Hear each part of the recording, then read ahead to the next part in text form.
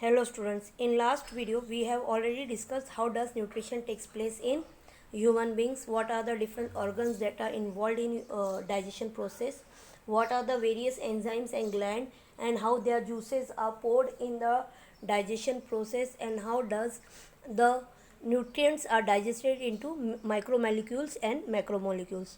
Today we will study about digestion in ruminants. Yes. Ruminants for that you should know what is the meaning of ruminant. तो बेटा रुमिनेंट्स are those animal जिन्हें हम grazing animal भी बोलते हैं. रुमिनेंट्स कौन होते हैं बेटा? ग्रेजिंग एनिमल जो कि चारा खाते हैं. हाँ, चारा खाते हैं. जैसे कि गाय, भैंस, ऑक्सेन, कैमल, इन्हें हम रुमिनेंट्स बोलते हैं. These are the good example of ruminants. तो अगर मुझे रुमिनेंट्स को डिफाइन करना है तो ruminant is the name given to a grazing animal that chews its cud and has spit hoofs. spit hoofs यानी कि क्या होता है बेटा? खाने को निगलना, उसको फिर से गले में से मुंह में लेके आना और उसको ईट करना या फिर से उसको चबाना. खाने को निगल लेना, फिर उसको वापस से मुंह के अंदर लेके आना और उसको फिर से खाना. That is called as hoof. That is called as spit hoofs. ठीक है, यानी कि खाना गले में चला गया, उसके बाद में फिर से गले में लाया जाता है, गले से माउथ में लाया जाता है और फिर इसको च्यू करा जाता है.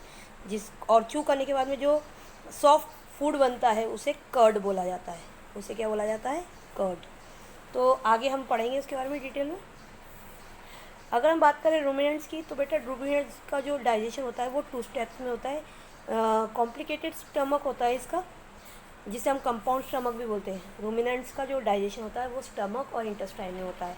तो अगर हम बात करें मेन जो फूड डाइजेशन होता है वो स्टमक में होता है. और रुमिनेंट्स का जो स्टमक होता है बेटा, stomach is 4 chambered. Stomach is 4 chambered. 4 chambers होते हैं. चेम्बर का मतलब आपको पता ही है, कंपार्टमेंट, कमरा या बैग्स. तो 4 चेम्बर्ड इनका स्टमक होता है.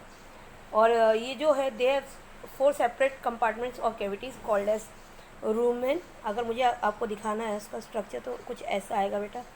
फर्स्ट स्ट्रक्चर जो है वो रूमेन है, second is reticulum, third is omasum and fourth is abomasum. Rumen की बात करूँगी तो ये लार्जेस्ट चेम्बर होता है बेटा, ये लार्जेस्ट चेम्बर होता है.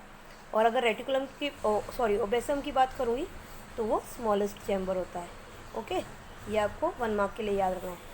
लार्जेस्ट चैम्बर कौन होता है? रूमेन. एंड स्मॉलेस्ट कौन सा होता है? एबोमेसन. क्या होता है? ईसोफेगस. ये देखो मैंने बताया था फूड पाइप. यहाँ से फूड एंटर करेगा, ठीक है. It will go back into the rumen. Rumen से फिर वो आएगा रेटिकुलम में, क्योंकि फर्स्ट पार्ट ये है, सेकेंड पार्ट ये है. Then it will enter omasum and then it will enter abomasum, जहाँ वो फाइनली डाइजेस्ट होगा एंड उसके बाद में वो स्मॉल इंटेस्टाइन में एब्सॉर्प्शन की प्रोसेस के लिए आगे फॉरवर्ड करेगा. ठीक है, तो कुछ ऐसा प्रोसेस होता है. कैसे होता है देखो. The food enters the first cavity called as rumen. Food जो है वो एंटर करेगा in the first cavity called as rumen which is the largest compartment. Food enters the second cavity. यहाँ से क्या, रूमेन में ज़्यादा देर नहीं रहता फूड, रूमेन से चला जाता है वो रेटिकुलम में. In this 2 compartment the food is soft and form into soft masses called as curds. In 2 जो बैग्स है या कंपार्टमेंट्स है, इसमें क्या होता है बेटा, फूड को मिक्स किया जाता है जो भी जूसेस हैं उससे, और उसको एक सॉफ्ट मिक्सचर में या बोलस में बनाया जाता है जिसे हम कर्ड बोलते हैं. जिसे हम क्या बोलते हैं? कर्ड. सॉफ्ट मासेस में बनाया जाता है. When the animal rest the muscles of the reticulum send the soft masses to food back to the mouth to be chewed and mix with saliva.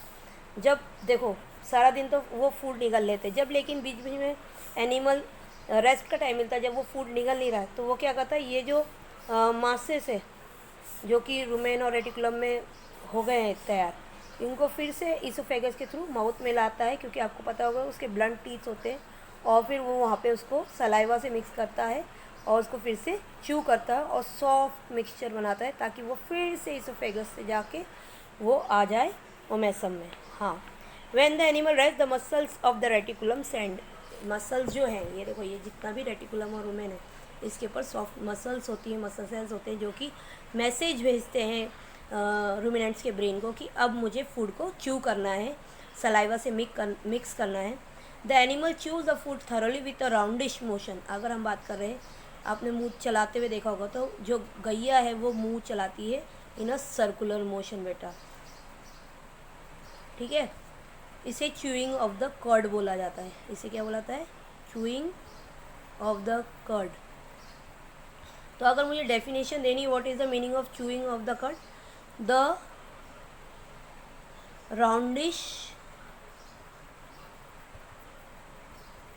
Movement, motion, sorry, roundish motion या movement दोनों बोल सकते हैं, of the jaw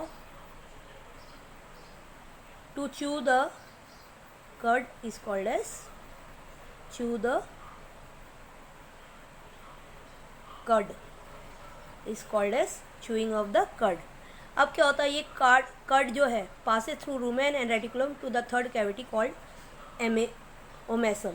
ये क्या होता है, अब फिर से वही प्रोसेस होता है, फूड आएगा इसोफेगस से जो कि च्यू होके आएगा माउथ से, फिर वो रूमेन में जाएगा, रेटिकुलम में जाएगा और उसके बाद में एंटर करेगा थर्ड कैविटी में जिसका नाम है ओमेसम।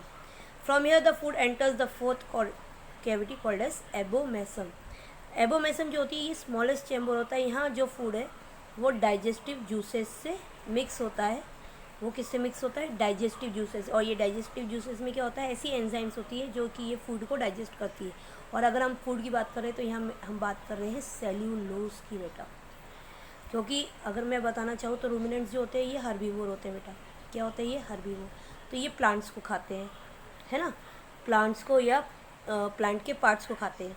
तो ऑब्वियसली प्लांट में जो स्टार्च जो स्टोर फॉर्म में होता है उसका नाम होता है सेलुलोज, जो कि बहुत डिफ़िकल्ट होता है डाइजेशन के लिए। इसलिए हम ये बोलते हैं कि जो डाइजेशन है रूमिनेंट्स का वो काफ़ी कॉम्प्लिकेटेड होता है और काफ़ी लंबे समय के लिए चलता है। इसलिए इसके पास 4 स्टमक होते हैं। इसमें ये हाफ डाइजेशन करता है, पहले मासेस बनाता है, फिर इसको कर्ड बनाता है, फिर इसको माउथ में लेके आता है, फिर से च्यू करता है, फिर च्यूइंग ऑफ द कर्ड होता है। इसके बाद में वो ओमेसम में जाता है, फिर एबोमेसम में जाता है जहाँ पे वो डाइजेस्टिव जूसेस मिक्स करता है। फिर उसके बाद में एबोमेसम से फूड जो पास होता है वो इंटेस्टाइन में, जहाँ पे वो कंप्लीट डाइजेशन करता है। यहाँ एबोमेसम में डाइजेस्टिव जूस मिक्स होगा, उसके बाद में फूड कहाँ जाएगा? इंटेस्टाइन में, जहाँ वो कंप्लीट डाइजेशन करेगा और डाइजेस्टेड फूड जो है वो एब्जॉर्ब होगा by blood which it passes to all part. यहाँ क्योंकि ब्लड कैपिलरीज रन करती है तो ये फूड जो है वो ब्लड में एब्जॉर्ब होगा और उसके बाद में पूरी बॉडी को सप्लाई होगा जहाँ जहाँ रिक्वायर्ड होगा।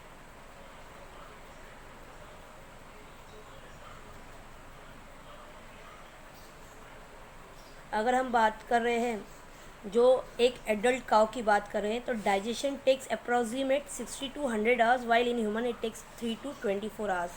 इतना डिफरेंस है क्योंकि सेल्यूलोज काफ़ी डिफ़िकल्ट होता है डाइजेस्ट करने के लिए। अगर मैं बात कर रही हूँ, एक टाइम इंटरवल का कंपैरिजन करते हैं बिटवीन काउ एंड ह्यूमंस, तो यहाँ डाइजेशन का जो प्रोसेस होता है बेटा काउ में वो होता है 60 to 100 आवर्स। इतने टाइम तक वो अपना डाइजेशन का प्रोसेस कंप्लीट करता है। बाकी हम तो क्या करते हैं 3 to 24 आवर्स में कंप्लीट कर लेते हैं एब्सॉर्प्शन के साथ। फिर हम नेक्स्ट डे फिर से फूड इनटेक करते हैं और डाइजेस्ट करते हैं, ठीक है। अब आपको ये याद रखना है कि लार्जेस्ट कंपार्टमेंट रूमिनेंट का कौन सा है एंड स्मॉलेस्ट कौन सा है, जो कि मैंने आपको बता दिया है। लार्जेस्ट कंपोनेंट है रूमेन एंड जो स्मॉलेस्ट है उसे हम बोलते हैं ओबेमेसम, ठीक है। I hope that you have understood what I want to say in this video.